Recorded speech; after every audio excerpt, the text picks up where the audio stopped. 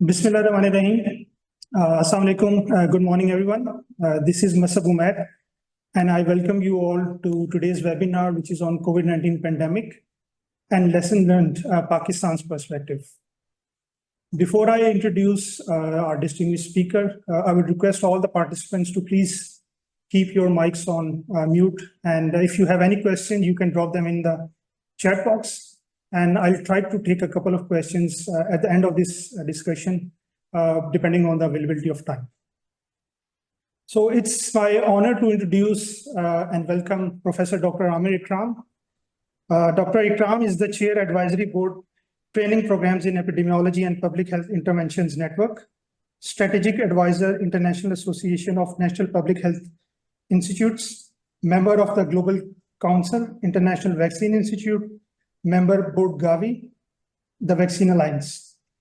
He has also served as the Chair Board of Directors, International Federation of Biosafety Association, ex-President Pakistan Biosafety Association, and ex-President Medical Microbiology and Infectious Disease Society of Pakistan. And he was also the ex-CEO of National Institute of Health Pakistan.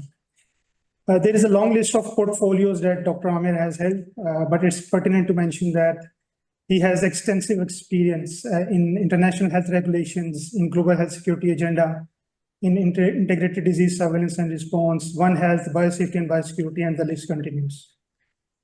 Sir, it's an absolute honor for me to have you. Welcome to this webinar. Thank you so much, Masab. I'm honored, and it's always great if we could contribute again back to the country, and always a pleasure to be with NIH team. Thank you so much.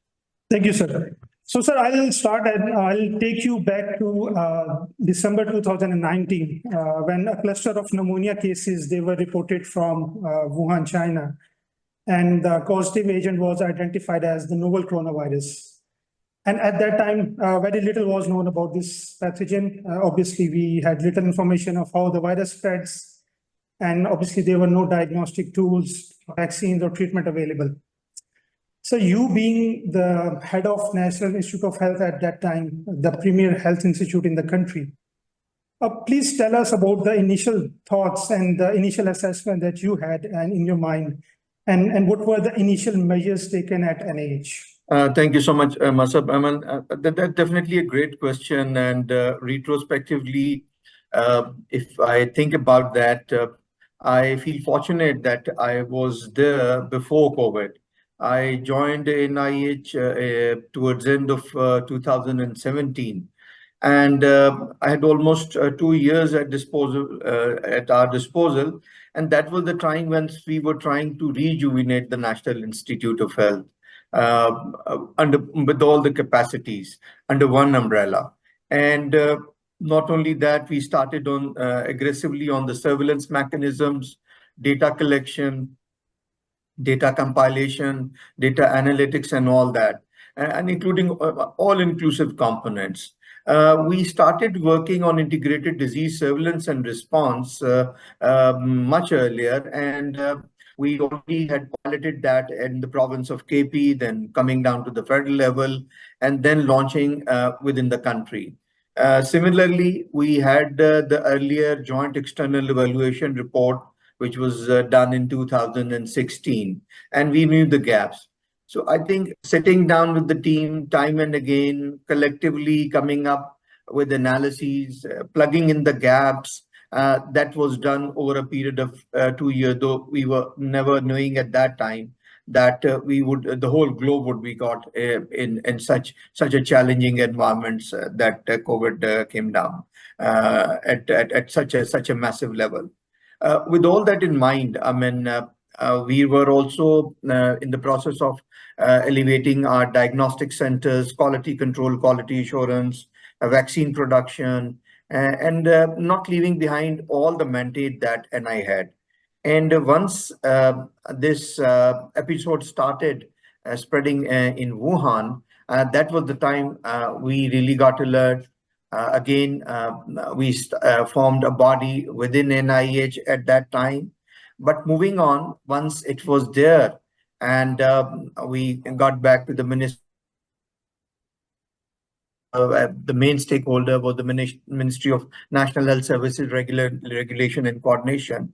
And they formed a national body with the minister chairing that at that time. And NIH was selected as the main pivotal partner. So all the meetings, they started to be held at NIH before, we had the first case. They started strategizing, especially the point of entries, all the airports and other portions, so that we could take the teams in loop. We tried to provide, again, an all-stakeholder approach. But I think we were still lagging behind in certain things, because what we needed was a much bigger approach. And again, with the thoughts of the ministry, and the military component was taken into loop, and that led to the formation of National Command and Operations Center. And the main purpose was bringing in all stakeholders together, forming a uniform policies, and not only making the policies, but actual ground implementation, oversight and monitoring, so that the same things are implemented in a very equitable and uniform manner throughout the country. And that really helped us a lot, because we used to have many meetings at NIH, and side by side, we were also concerned about so many things that we had to think about: the diagnostic, the PPEs, and so many other things. And that's how we started working in the initial days. We started putting the things together. But I think our success lies with the formation of National Command and Operations Center, whereby a senior minister from the government side started leading other ministries, and even the honorable ministers were the members, and so was the military component and public-private sector. So taking everyone else. So this is how we started off in our initial days. Thank you, sir. That's quite informative, sir. Before I go into the details, sir. So the first case in Pakistan, it was detected on the 26th of February, 2020. And just a couple of weeks after that, the outbreak was basically classified as a pandemic by WHO. So, and because we know that in 2020, Pakistan went through two waves of the COVID, one in the summer season and one in the winter. And as this things evolved very rapidly, so can you please shed some light on how, what were the strategic changes that were made, because all the things changed very quickly. And so at the institutional level and in Pakistan, during the first year, you can say 2020, what were some of the major changes or strategies that were implemented? Right. Thank you so much, Masab. I mean, you see, for years, we have been thinking about an eventuality at the global level, and suspected flu virus, going back into history, the Spanish flu, 1918, followed by 1958. But we were caught in a totally new emerging infection, coronavirus. And at that time, everything was new. We never knew the details about the virus. We never knew about the treatment options. We never knew about the diagnostic techniques. I mean, today, we can't say that we didn't know, but we knew the options, but availability of the kits for that at that stage, once it was totally new. That was the time, I think, putting the heads together. Definitely, WHO also formed various bodies which were looking into different strategies at that time. There was a huge concern at the global level, closely monitoring the Chinese situation. And with all that in mind, what we started doing was, again, putting the heads together at the national level under the National Command and Operations Center. Starting, I think the topmost priority was the surveillance, and then diagnostics, and the third component, treatment.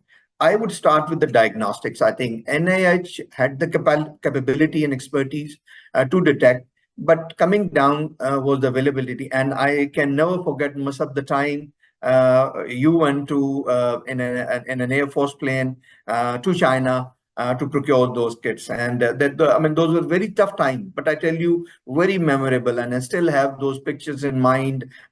You and team going to China, for getting these diagnostic kits, and very few in number at that time. But those few number were, frankly speaking, was a great gesture from the government of China coming down to Pakistan.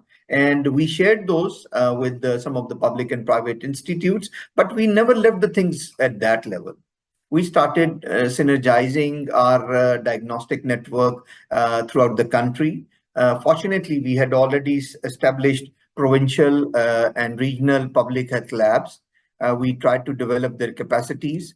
And as we moved on, the National Disaster Management Authority got involved with the procurement, and we had much more kits, I think, within a very short time. So these kits were distributed to all the public health labs, even sharing for the initial time period with the private sector so that they can again get used to it and have proper quality control and assurance. Within no time, starting from just one lab at the public health level at NIH, we really expanded, and we had really more than 90 government labs performing PCR testing, which was amazing.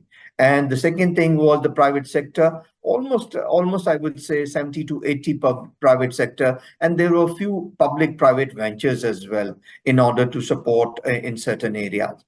And not only that, we never forgot our, I think, one of the main early crises, as you have been asking, was at the Pakistan-Iran border where the Zairene were coming back.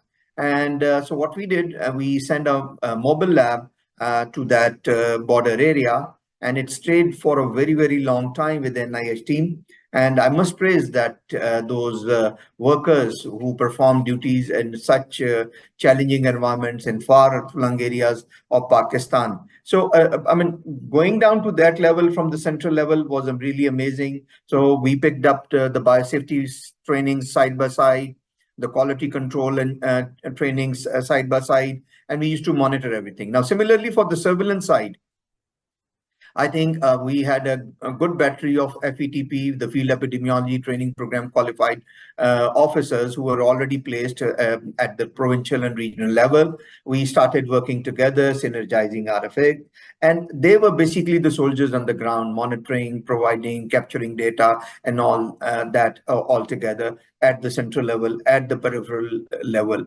And the third thing was the treatment. As earlier, there were hardly any options that could be expedited. But I think in the light of what we had experience sharing from the Chinese side, and then coming down to forming a body at the national level again for the treatment, that again worked very well. We started acquiring the antivirals, and I think we even went down to a level where there was local manufacturing as well. And I mean, side by side, I think pandemic opened up horizons and door for so many other things, even going down to the level of oxygen production, supply of oxygen to the hospital, procuring again mobile units for production and sending them across to where they were requisite. And these all things were really, really amazing. I mean, they were just few examples, but there's much more in my mind to let you know. But again, back to you. Thank you, sir. I think you have explained all the three components, the diagnostics, surveillance, and treatment in detail, and what were the challenges at that time. And I will completely agree with you. I think China was support from China, especially in establishment of the testing in the initial phase, was quite helpful. So moving forward, we have seen that in the start of the pandemic. Again, I will focus on maybe the diagnostic and the lab side and the surveillance. We know that the polio surveillance and the resources available in the program, they were very effectively used for COVID-19. So can you please explain how these resources were used, and particularly at NIH? Right. You see, I mean, unfortunately, the menace of polio is still not over. But I think the trained manpower, the expertise available, with the polio program was a great strength to the country at that time. Because in the very initial days, we needed to at least rely on some very, very authentic sources which had the capacity to work all across the country. And that's how the polio program, and Minister was very keen. We used to have a a number of meetings at the polio program, as it resides within the vicinity of National Institute of Health. So they joined hand together with NIH, in particular, I would say the National Command and Operations Center, which was the main stakeholder. So we started working together. They provided us the strength, and even before the COVID, I mean, once the future of the polio program used to be discussed, so my idea used to be that we should not waste such a great source that has been there for years, that has worked out very well. And I think their integration into the National Command and Operations Center and NIH for capturing the data and helping us out was really great. And not only that, they also established a helpline which used to be functional 24/7, and we had a good team of doctors that were available, because I think the psychological impact of pandemics is as important as the pandemic itself. And we used to have many questions, people even asking and getting to the doctors midnight, not only because of the fear, but again, if someone had the symptoms, getting the knowledge about it, and all those things. And the fear in the initial days were really immense. I mean, definitely, as we see over the next 2 to 3 years, how the things transform once we had all the knowledge available. But I think these two, the data capturing and providing helpline, were really amazing. And I think polio program is a great potential, which can again be merged with the integrated disease surveillance and response system of NIH for the future times to come. Thank you, sir. Very informative.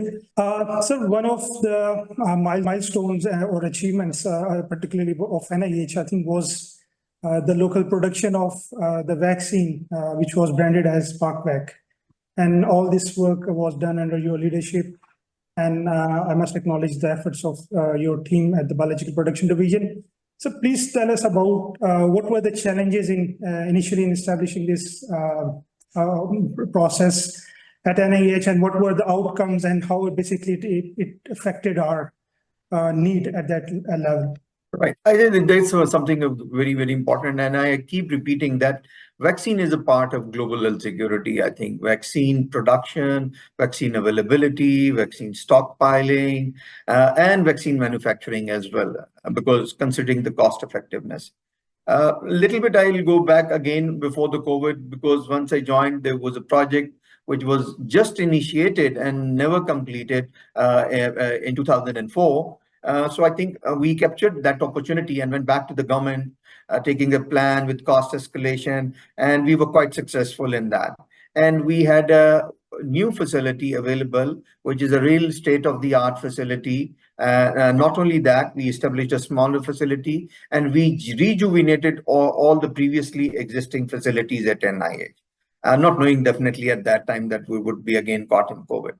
Now, as COVID was there, we were, I think, successful in bringing in the first ever phase 3 clinical trial for any vaccine to Pakistan. And that we did with CanSino China. And the important thing that what we did was we definitely correlated it with the transfer of technology to Pakistan once the trial would be over. And the trial was a huge success in the sense that not talking about the results of the vaccine, but in terms, the way it was conducted on more than 17,500 people. And I must say, I mean, we need to understand a molecule performing under one environment may not be the same. So this gave another opening of clinical trials to Pakistan, and we could rely that we have the expertise available for doing and being done all over the world, and why Pakistan was leaving behind. So this was one of the successes for Pakistan. But in turn, getting the technology, and we converted the newly established unit at NIH for adenoviral vector vaccine production, straight away jumping to phase 3, which is getting the concentrate processing. But I must confess that COVID was a big challenge, and accepting challenges within a challenge was even much more tougher. But I think that it's just like you have the will, there is a way, and Almighty really helped us under those challenging environments. And much grateful to the biological production team, because that was the first time that they worked 24/7 again for shifts and production. And we manufactured 20 million doses of CanSino vaccine by the name of ParkVac. I never realized that at that time, being a technical man, I do had in my mind, but never realized that the quality control and assurance, because we had the Chinese teams over here, we had other international experts here, the WHO was also monitoring, and the quality control process was really, really tedious. But the great thing was that we got all the expertise training at NIH, and the teams are available now, which can be utilized for any other thing. So, I mean, this was really great, because I think there were areas which were quite reliant on locally manufactured vaccine. I think this was a great success. And not only that, we went even beyond what we were supposed to produce, and we donated it to the government again. So these are the just, I think, success indicators that we have the strengths, we have the capabilities, we have the expertise, and we have the will to produce it. And it all depends whatever opportunity is given to us and how NIH can capture. Thank you, sir. Indeed, I think it was a huge success for NIH and for Pakistan as a country. Sir, because of a shortage of time, I will quickly request you to, you mentioned that you also led the basically establishment of genomic surveillance at NIH. And obviously this was something that was a challenge for many of the developing countries because of the cost associated with the technology and the expertise and infrastructure required. So please, sir, tell us something a little bit about the challenges that were there and how genomic surveillance basically progressed at NIH. I think, again, that was a remarkable success for the country, and I must appreciate Dr. Salman and yourself, Masab, because you were the key pivot team members at that time, and still, mashallah, you are there. That we were already thinking about establishing a national genomic center. We have had meetings with multiple. So what we thought was providing an umbrella whereby there is a national genomic center, and we could take the public and the private centers into loop, which were very keen. Must appreciate the Aga Khan University, then coming down to Center for Excellence in Punjab, and similarly other centers who joined hands together for working it out under the umbrella of NIH. We established this, we trained the teams, we got the expertise, we got the equipment, and again, the quality control and all, and not leaving behind the bioinformatics component. We were already working on training, and we have had multiple teams which went even abroad.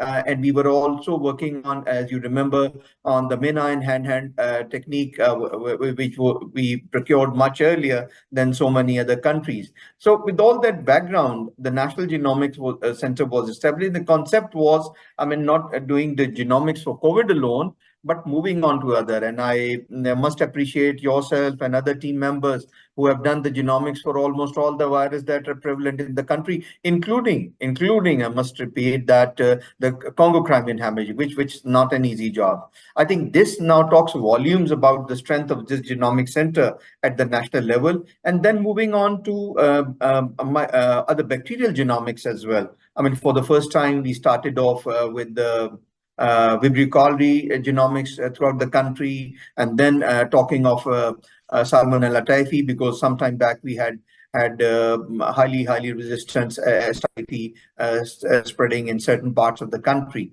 So I think this is all in all, and taking care that we already had an environmental sampling system. We thought of getting a regular environmental center, increasing their number throughout the country in order to monitor not only the virological, bacteriological, but in turn also to see how much AMR component is there.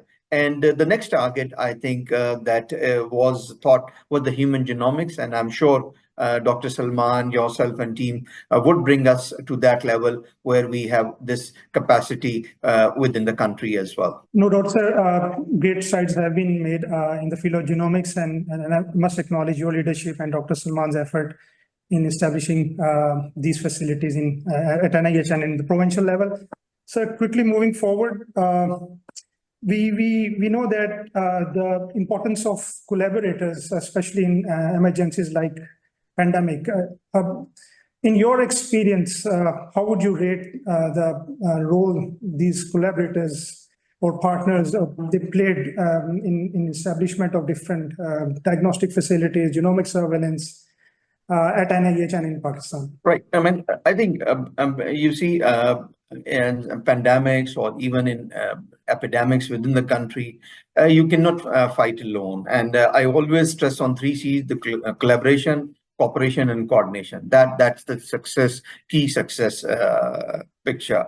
Now, we had the national collaborators. I've talked a lot about them, the national stakeholder. But coming down to international collaborators, starting from the World Health Organization, we were going hands in hand, because as we understand, the WHO country office is also within the vicinity of NIH. Must appreciate that Dr. Palita was there. And from day one, we started moving together in whatever perspective or whatever new coming from WHO, not only in the form of policies and all those, but actual on-ground implementation. And we were really helped by WHO, not only for NIH, but NCOC and others as hospitals as well.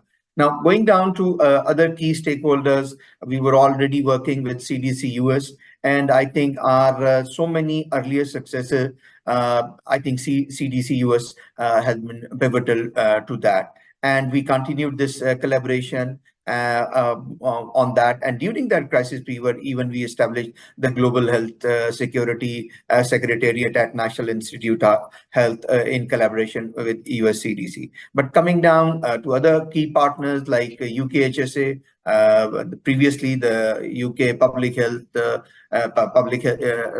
was the Public Health Agency, and it was transformed during COVID crisis to Health Security Agency at that time.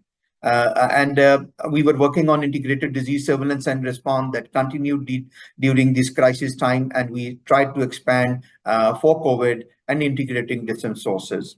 Not forgetting so many other partners and donors like Gates Foundation. They did help us with a grant in establishing the National Data Center for Health Informatics, as well as National Genomics Center.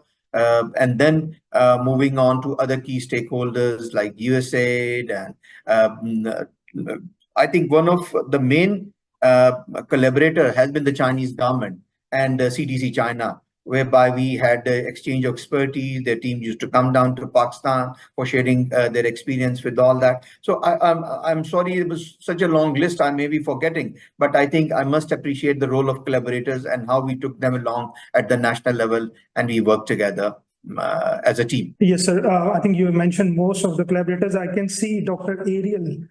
He's joined us. He basically is working for AIDS Healthcare Foundation, and really grateful to him and his foundation for supporting us, especially in the genomic surveillance.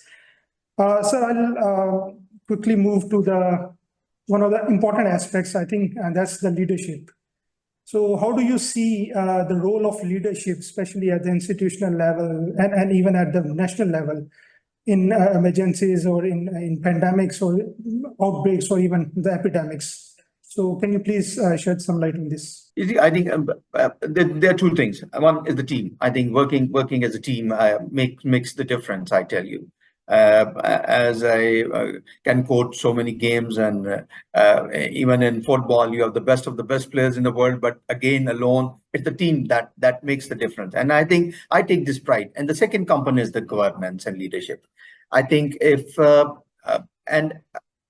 much an integrated web that you're a good team, but the leadership and governance is not up to their level, that fails. You have a good governance system, and that is an all-inclusive, forming a team, working together, strategizing together. And I think motivation. I think I would take this pride that for the first time in history, how NIH worked not only in Islamabad, but going to almost all across, whether it was the Taftan border, whether it was Gawadar, whether it was deep down in Sindh.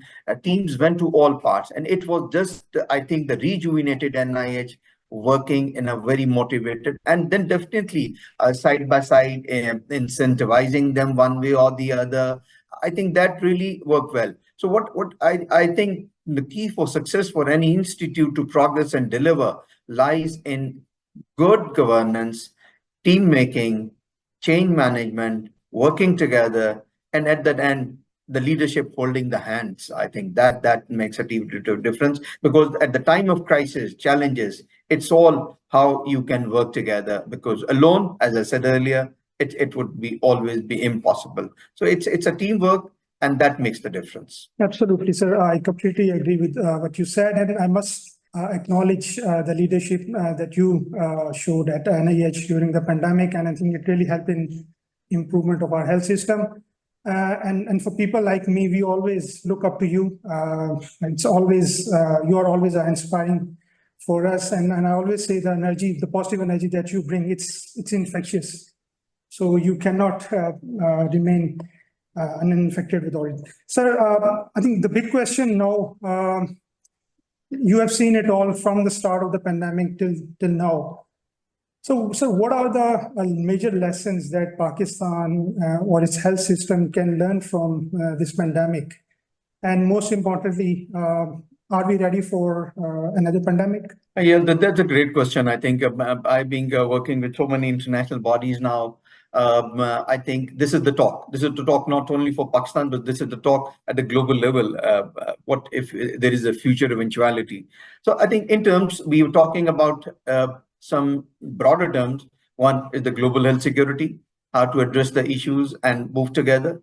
And I think a lot of things are being done at this. I mean, there's a pandemic treaty coming from WHO, the pandemic fund coming from World Bank, and all coordinating in order to help the developing countries so that they have a much more robust plan and actual ground implementation. We are talking of health system strengthening as well. I think that is the key area, and that is the key area for Pakistan. You've got good public primary care, secondary and tertiary care network across the country. But I think what is being talked at the global level is elevating the standard of primary health care in the developing world. And I mean, just looking at Islamabad and its territorial area, we have 32 basic health units. So I think the piloting of such things in Islamabad and Federal Capital Territory area, and then moving on to all across, whereby we elevate the standards of the primary health care, that not only they start imparting treatment, but raising the awareness. And then we have a good network of lady healthcare workers who have performed greatly, even with the polio campaigns and all that, how to utilize their capacity and the polio program for strengthening the systems within the country. So this health system strengthening is a much bigger term. We need to raise stress on. And one good thing that Pakistan has undergone the second round of joint external evaluation. There's been a huge improvement in a good number of areas within the last 5 years. And now that the experience also coming out of the COVID, this is the time to implement those strategies, plugging in the gaps which are existing in the new joint external evaluation report, and then getting back at the global level with IHR, global security, and working together. So what I would say, I think the primary healthcare system is the backbone which needs to be rejuvenated in order to impart awareness,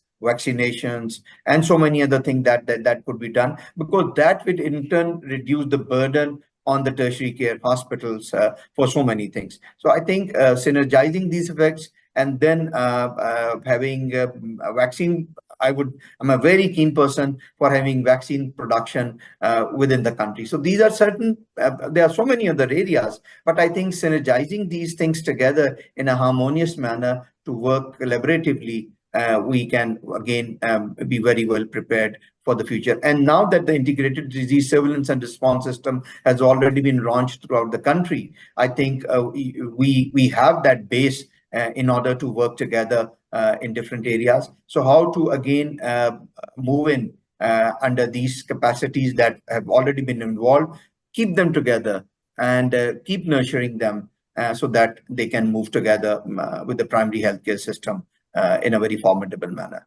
I think you are very well explained and cannot agree more on this with you. So we just exceeded the time, and so lastly, I will request you if you have a message for some of the people who have joined us, looking at you, scientists or public health professionals who have joined us online, and maybe we will be uploading this on YouTube as well. So is there any message, please? Well, my message is very brief.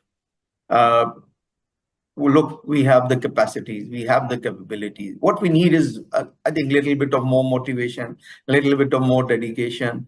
And I may be a bit conservative in my words, but I really mean them. That it's all that we can do. If we could do that in such challenging times, and our COVID response was well appreciated by WHO and other international partners as well.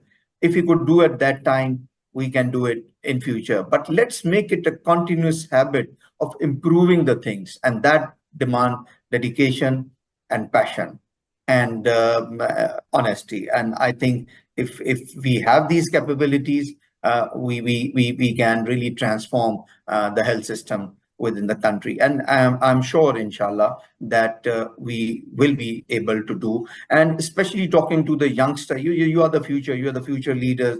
And I think I've seen you're working over last 6 years at NIH. So let's move the things together so that we have a much more healthier Pakistan and a much more healthier contribution at the global level. Thank you. Thank you, sir. Professor Dr. Aamer Ikram, sir. It has been a great pleasure talking to you. It's always nice seeing you. And I'm really grateful for you for taking this time out, because I know you travel a lot nowadays. So thank you so much. And thank you to all the participants who joined us. Hopefully we'll see you again in a near future in a new webinar. Okay, take care. Bye. Thank you. Thank you so much. Bye-bye.